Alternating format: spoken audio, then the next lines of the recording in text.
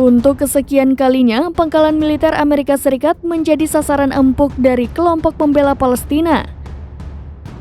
Pada Jumat 17 November, Irak kembali menghancurkan 3 pangkalan militer Amerika Serikat di Suriah menggunakan drone kamikaze. Akibat serangan tersebut, kobaran api dan asap tebal tampak membumbung tinggi.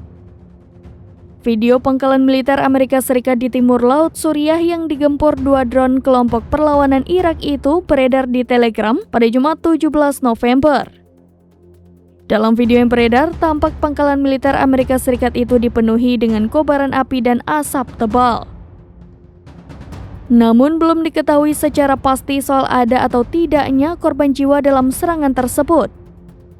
Diketahui pangkalan militer Amerika Serikat Tel Beider di barat kota Al-Hasakah Suriah menjadi target ketiga serangan drone bunuh diri Irak pada hari Jumat. Dilansir dari Pars Today, pada Jumat siang perlawanan Islam Irak telah menyerang pangkalan militer Amerika Serikat Al-Harir di Provinsi Kurdistan. Kemudian serangan kedua drone Irak menghantam pangkalan militer Amerika Serikat Ain al-Asad.